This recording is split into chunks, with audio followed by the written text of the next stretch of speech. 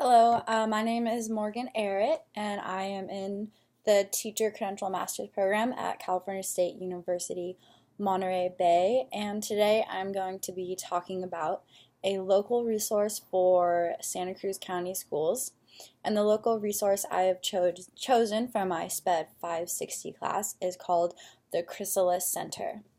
The Chrysalis Center is located in Santa Cruz at the Santa Cruz County Office of Education. It was opened in 2009, and this is what the building looks like. It was opened in 2009 to meet the growing needs of students that are diagnosed with autism spectrum disorder.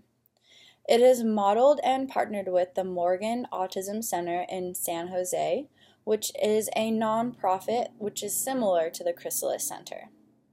The purpose of the Chrysalis Center is to provide a space in the county office where students can have access to the things that they will need in order to be integrated back into the general education classroom and to have less pullouts for those special education students where the center would see fit.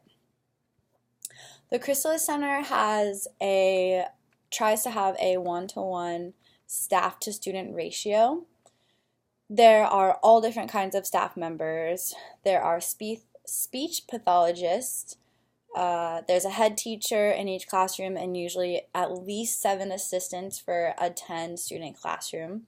There are occupational therapists. There are adaptive physical education therapists. So there's physical education classrooms which look like this. And here you can see there's a student and a teacher working on physical movements. And here you can see a student and a teacher, one of their staff members, with a nice one-on-one interaction with their student there.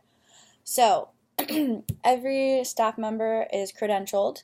They have either their mild to moderately severe credential and their autism spectrum authorization, or their moderate to severe credential.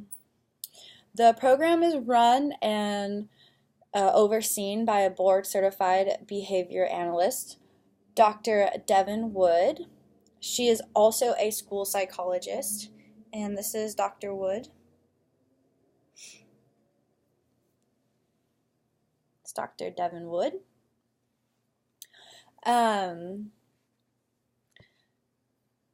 So, as I said, they use evidence-based practices for their students in order to stay engaged in their classrooms.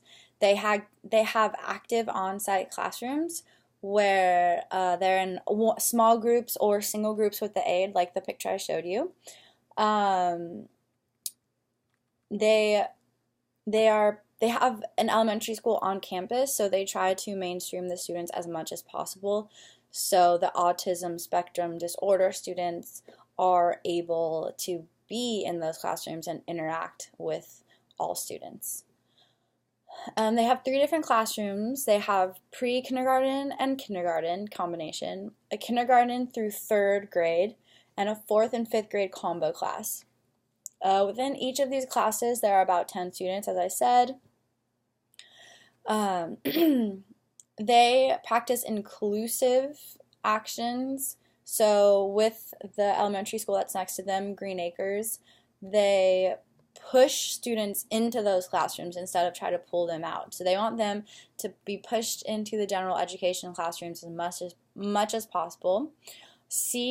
And they want to see how close they can get those students in order to be able to go back to their home schools. Because a lot of these students, elementary school isn't Green Acres, but they want to be able to push those students back into their home elementary schools. So Green Acres is kind of like a measuring tool that they use in order to see where their students are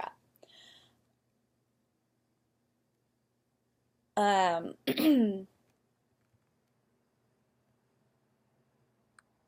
Another form of therapy that they use on students is the therapist makes sure to interact with the students and engage and play with them, because these are skills that the students, the autism spectrum disorder students, are going to need in order to integrate back into the general education classrooms. The teachers constantly collect data on the students, on their progress. I'm not sure if they use a 3-tier RTI system, but I'm guessing they might, in order to see where their progress is and see if they can push them back into those classrooms. They have about a 20% success rate, so about 4 or 5 students every year get placed back into general education. And there are some students that will never move into a mainstream classroom. They learn skills, techniques, and tools so that they are able to integrate into their special education classrooms in middle school and high school careers.